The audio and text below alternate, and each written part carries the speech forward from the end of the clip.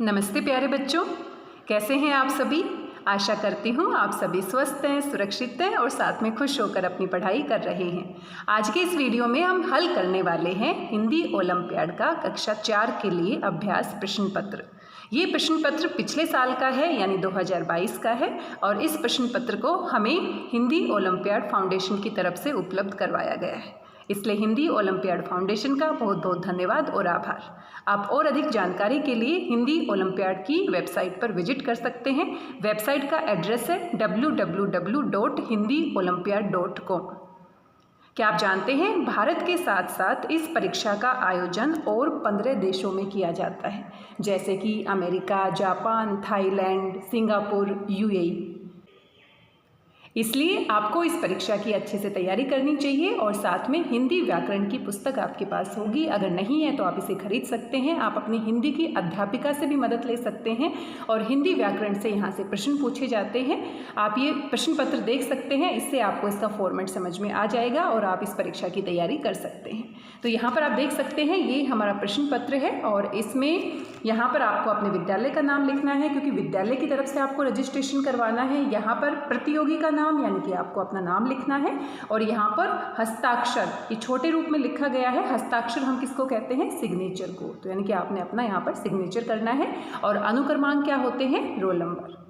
तो इस तरह से ये पूरी जानकारी आप भर लेंगे। वैसे भी जब आपकी परीक्षा होगी तो आपके साथ कोई ना कोई टीचर होगा, तो उस टीचर की हेल्प से भी आप इसे भर सकते हैं। इस परीक्षा में कुल आपके 100 अंक हैं और साथ में 1 घंटे का आपको समय मिलेगा। तो 1 घंटा बहुत कम होता है, इसलिए बहुत ध्यान से आपने पूरे प्रश्न पत्र को पढ़ना है और समय के हिसाब से आपने इसे हल करना है। तो यहाँ पर कुछ निर्देश भी दिए गए हैं, आइए साथ साथ इनको भी पढ़ लेते हैं। सभी प्रश्नों को ध्यानपूर्वक पढ़कर सही विकल्प का गोला भरिए। तो सभी प्रश्नों को बड़े ध्यान से आपने भरना है और सही विकल्प जो है, सही ऑप्शन जो है, उसी का गोला आपने भरना है। और ये गोला आपने प्रश्न पत्र में नहीं भरना, बल्कि आपने अपनी उत्तर पुस्तिका यानी कि OMR शीट में भरना है। प्रत्येक प्रश्न 2.5 यानी कि 2.5 अंक का है। तो 2.5 को अगर हम 40 से मल्टीप्लाई करते हैं तो हमारे कुल अंक हो जाते हैं 100। यानी कि एक जो आपका प्रश्न है वो 2.5 नंबर के लिए रहेगा। 2.5 यहाँ पर पॉइंट आपको मिलेंगे और इस हिसाब से कुल आपके कितने अंक हो जाएंगे? 100 अंक हो जाएंगे। साथ में किसी भी प्रश्न में अगर कोई भी गोला आप नहीं भरते हैं या फिर आप उसे हल नहीं करते हैं तो ना ही आपको नंबर दिए जाएंगे और ना ही नंबर काटे जाएंगे। यानी कि अगर आप कोई प्रश्न हल नहीं करते हैं तो ना ही आपका कोई फ़ायदा है और ना ही कोई नुकसान है। एक से अधिक गोला भरने पर या गलत उत्तर भरने पर आपका 1 नंबर कम हो जाएगा, माइनस हो जाएगा, यानी कि यहाँ पर क्या है? Negative marking. तो इस बात का आप विशेष रूप से ध्यान रखेंगे। मान लीजिए आपने 5 प्रश्नों को गलत किया है, तो यानी कि 5 प्रश्नों के हिसाब से आपके -5 नंबर कम हो जाएंगे, जितने भी टोटल आपके नंबर आएंगे। तो इसलिए बड़े ध्यान से आपने प्रश्न पत्र को पढ़ना है, नेगेटिव मार्किंग से बचना है। सभी प्रश्नों के उत्तर केवल OMR शीट में ही भरने हैं। तो ये बात हमने अभी अभी की है, क्योंकि आपने प्रश्न पत्र में गोला नहीं भरना है, टिक नहीं लगाना है। जो आपको OMR शीट दी जाएगी उसी में आपने सही विकल्प के सामने गोला भरना है। तो ये सभी निर्देश पढ़ने के बाद आइए अपने प्रश्न पत्र को हल करते हैं और देखते हैं यहाँ पर किस तरह के प्रश्न पूछे गए हैं। अगर आपकी हिंदी व्याकरण की जानकारी थोड़ी सी अच्छी है तो आप इस प्रश्न पत्र को बड़े प्यार से हल कर सकते हैं। सबसे पहला प्रश्न आपसे पूछा गया है, गायक शब्द का स्त्रीलिंग है। तो गायक का स्त्रीलिंग क्या हो जाएगा? स्त्रीलिंग पुल्लिंग आपने जरूर पढ़े होंगे, गायिका। और इसमें देखो गायिका तो यहाँ पर भी लिखा गया है, गायिका। तो गायिका तो बिल्कुल ही नहीं होगा। तो मात्रा का भी विशेष रूप से ध्यान रखना है। जब हम इसका स्त्रीलिंग रूप बनाएंगे तो य के ऊपर छोटी की मात्रा लगेगी। तो कौन सा विकल्प सही है? दूसरा विकल्प। तो OMR शीट में दूसरे विकल्प के सामने आपने गोला भरना है। किस शब्द में द्वित्व व्यंजन है? द्वित्व व्यंजन क्या होते हैं? एक जैसे व्यंजन 2 बार रिपीट होते हैं, 2 बार आते हैं, बैक टू बैक आप कह सकते हो। जैसे हमारा बच्चा होता है तो बच्चा में च और फिर बिल्कुल च, तो एक बार च आया और फिर दोबारा से च आया, तो ये क्या हो गया आपका? द्वित्व व्यंजन। ऐसे ही कच्चा आप कह सकते हैं, कच्चा में भी च और च। गन्ना आप कह सकते हैं, गन्ना में न और न। तो इस तरह के जो शब्द होते हैं जिसमें एक ही व्यंजन 2 बार आता है उसे हम क्या कहते हैं? द्वित्व व्यंजन। तो यहाँ पर आप देख सकते हैं मिट्टी, मिट्टी में ट और ट 2 बार रिपीट हुआ है, तो ये हमारा किसका उदाहरण हो जाता है? द्वित्व व्यंजन का। कौन सा विकल्प सही है? दूसरा। रात का विलोम होगा, ये तो बड़ा ही आसान है। विलोम यानी उल्टे अर्थ वाला, तो रात का क्या हो जाएगा आपका? दिन। आगे बढ़ जाते हैं। यहाँ पर आपसे मुहावरे पूछे गए हैं, तो मुहावरे भी आपने जरूर पढ़े होंगे, नहीं पढ़े हैं तो आप अभी भी पढ़ सकते हैं, तैयारी कर सकते हैं। ईद का चांद होना, तो ईद का जो चांद है वो बहुत दिनों के बाद दिखाई देता है जब ईद आती है, और बहुत देर में दिखाई देता है, यानी कि ऐसा व्यक्ति जो बहुत कम दिखाई देता है या बहुत दिनों के बाद दिखाई देता है, उसको हम किस मुहावरे के माध्यम से बताते हैं? बहुत दिनों बाद दिखाई देना, यानी कि ईद का चांद होना। तो कौन सा विकल्प सही है? दूसरा। आज मैंने 3 कविता पढ़ी। कविता का बहुवचन, तो एक वचन और बहुवचन भी आपने जरूर पढ़े होंगे। बड़ा आसान सा सवाल है। कविता और कविता एक वचन है और बहुत सारी कविताएं हो जाएंगी, तो कौन सा सही शब्द लिखा गया है? कविताएं। दूसरा विकल्प सही है। बच्चों ने पतंग उड़ाई, तो देखो पढ़ने से ही पता चल गया, बच्चों ने पतंग उड़ाई। कौन सा विकल्प आएगा? तीसरा विकल्प सही है। बच्चे तालाब में तैर रहे हैं, वाक्य में उचित क्रिया भेद है। बच्चे तालाब में तैर रहे हैं, वाक्य में उचित क्रिया भेद है। तो क्रिया आपने पढ़ी होगी। जिन शब्दों से किसी काम का करना या होना पाया जाता है उन्हें हम क्रिया शब्द कहते हैं। और क्रिया भी हमारी मुख्य रूप से 2 प्रकार की होती है, सकर्मक और अकर्मक। जहाँ पर कर्म होता है वो सकर्मक होती है, और जहाँ पर कर्म नहीं होता वो अकर्मक होती है। तो बच्चे तालाब में तैर रहे हैं, तो तैरना जो क्रिया है वो अपने आप में होती है। हंसना, बोलना, चलना, दौड़ना, ये सारी क्रियाएं, सोना, रोना, ये सारी क्रियाएं क्या होती हैं? अकर्मक क्रियाएं होती हैं। इसमें कर्म की आवश्यकता नहीं होती। तो बच्चे तालाब में तैर रहे हैं, तो तालाब में अधिकरण कारक का उदाहरण है, इसमें कंफ्यूज नहीं होना, ये कर्म नहीं है। तो तैर रहे हैं, तैरना अपने आप में कैसी क्रिया है? अकर्मक क्रिया। कौन सा विकल्प सही है? दूसरा। कुछ लोग पार्क में टहल रहे हैं, वाक्य में भेद है। तो कुछ लोग पार्क में टहल रहे हैं, कुछ लोग, तो हमें नहीं पता कितने लोग हैं, और ये लोगों की जो होती है वो संख्या होती है, तो संख्या भी हमें नहीं पता। तो यहाँ पर अनिश्चित संख्यावाचक विशेषण आएगा, लेकिन यहाँ पर सिर्फ संख्यावाचक दिया गया है क्योंकि लोगों को हम गिन सकते हैं। तो ये कौन सा विकल्प सही होगा? दूसरा विकल्प। विशेषण आपने पढ़े होंगे, और विशेषण के कितने भेद होते हैं? 4 भेद होते हैं। एक तो गुणवाचक विशेषण होता है, संख्यावाचक विशेषण होता है, परिमाणवाचक विशेषण होता है, और एक चौथा भेद होता है सार्वनामिक विशेषण। तो जिन वस्तुओं को हम गिन सकते हैं वो संख्यावाचक में आती है, जिनको हम माप सकते हैं, तोल सकते हैं, जैसे दूध हो गया, आपका अनाज हो गया, वो क्या होता है? परिमाणवाचक। और साथ में जो हमारे किसी अच्छी बात के बारे में या बुरी बात के बारे में विशेषता बताते हैं उन्हें हम क्या कहते हैं? गुणवाचक विशेषण। तो सार्थक वाक्य का सही उदाहरण। आगे बढ़ जाते हैं। आगे पूछा गया है कि सार्थक वाक्य का सही उदाहरण कौन सा है? तो यहाँ पर आप देख सकते हैं, बादल देखते ही मोरनी नाचने लगी, तो लगी आना चाहिए, तो ये तो हमारा गलत हो जाएगा। काले काले बादल देखते ही मोर नाचने लगा, तो ये बिल्कुल सही है। तो कौन सा विकल्प सही होना चाहिए? दूसरा। आइए तीसरा भी पढ़ लेते हैं। काले काले देखकर मोर नाचने बादल लगा, ये तो बहुत ही अजीब लिखा गया है। तो सबसे सही विकल्प कौन सा है? दूसरा। चैन की बंसी बजाना, मुहावरे का सही अर्थ। तो चैन की बंसी हम कब बजाते हैं? जब हमारा जीवन बहुत ही सुखी होता है, आराम से जीवन बिताते हैं, तो इसका मतलब हम चैन की बंसी बजाते हैं। चैन की बंसी बजाना यानी कि सुख से जीवन बिताना। कौन सा विकल्प सही है? दूसरा। यह, वह, ये, वे आदि शब्द भेद हैं। तो ये हमारे यहाँ पर आप देख सकते हो, गुण के बारे में तो ये बताते नहीं है, परिमाण के बारे में भी नहीं बताते, तो ये सार्वनामिक विशेषण है, क्योंकि वैसे भी यह, वह, वे और ये क्या होते हैं? सर्वनाम। और ये सर्वनाम जब विशेषता बताने का काम करते हैं तो इनको हम क्या कहते हैं? सार्वनामिक विशेषण। तो कौन सा विकल्प सही है? तीसरा। आइए आगे देखते हैं क्या पूछा गया है आपसे। रजनी, और यहाँ पर खाली स्थान दिया गया है, रोशनी और अरुण बाजार जा रहे हैं, वाक्य में रेखांकित स्थान पर उचित विराम चिन्ह। तो यहाँ पर डैश तो बिल्कुल नहीं आएगा, कोमा जरूर आएगा, क्योंकि 2 नाम है और 2 नाम के बीच में हम क्या लगाएंगे? यहाँ पर कोमा। तो कौन सा विकल्प सही आएगा? यहाँ पर दूसरा विकल्प सही आएगा। इसके सामने आपने गोला भरना है और यहाँ पर कोमा। हलवाई समोसा बना रहा है, वाक्य में समोसा का बहुवचन। तो ये तो बहुत ही आसान है, आप एक समोसा खाते हैं और बहुत सारे समोसे खाते हैं, तो समोसे, तो दूसरा विकल्प सही है। यह पुस्तक खालिस्तान है, तो ये पुस्तक किसकी है? सवाल पूछा गया है, प्रश्नवाचक वाक्य है, तो ये पुस्तक किसकी है? जिसकी तो बिल्कुल नहीं आएगा, कोई भी नहीं आएगा।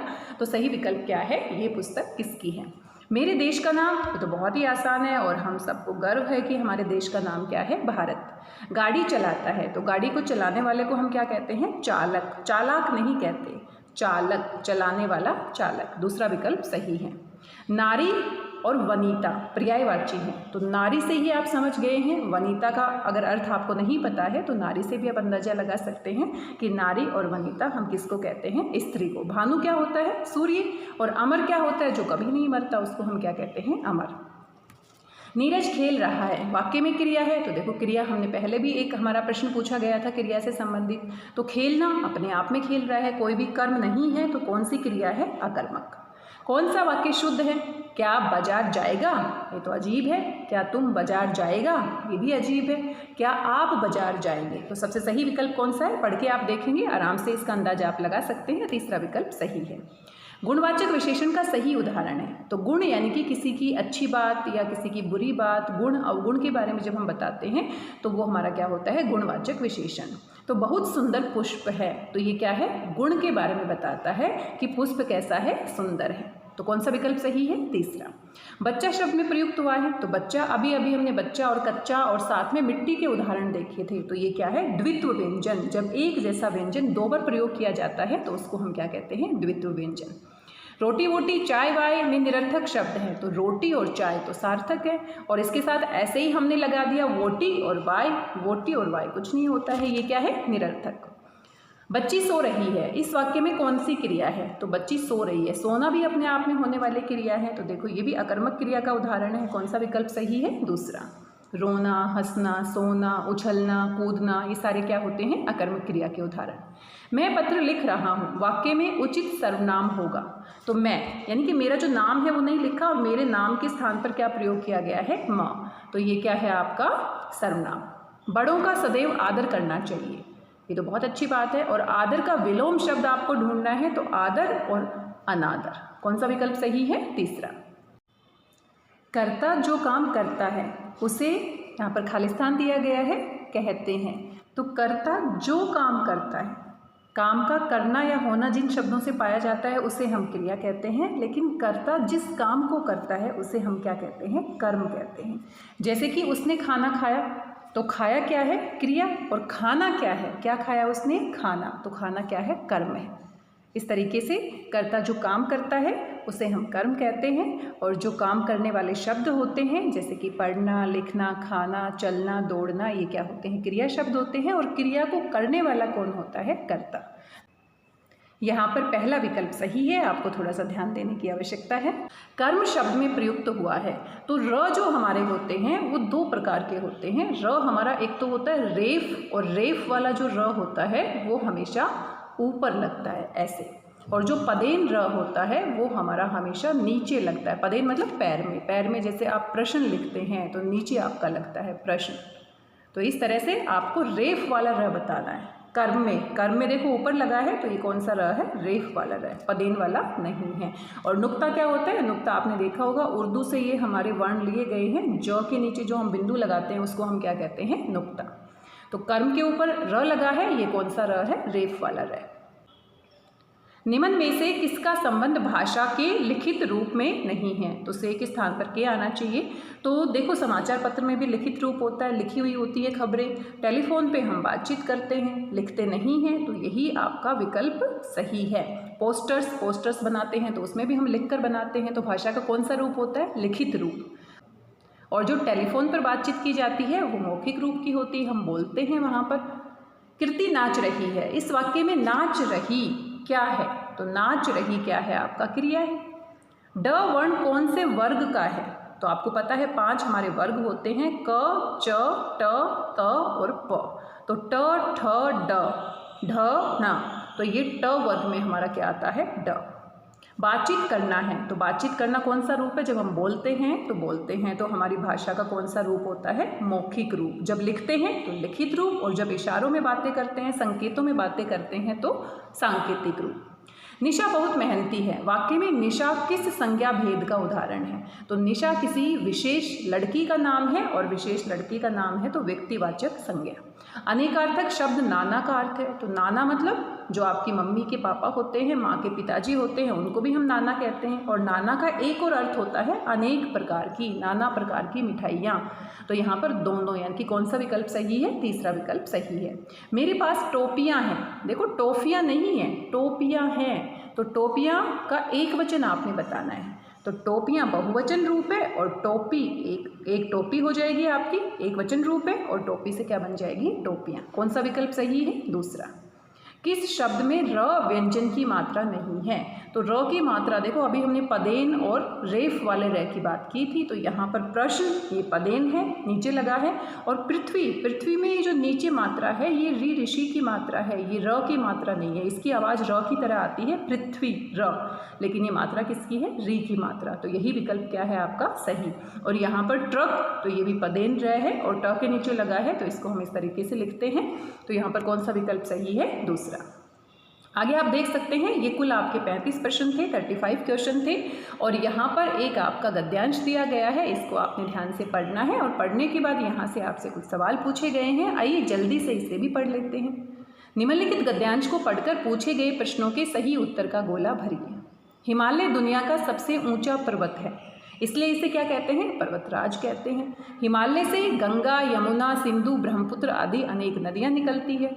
इन नदियों में साल भर पानी रहता है। इनमें से कई नदियों पर बांध भी बनाए गए हैं। कहाँ पर बांध बनाए गए हैं, नदियों पर।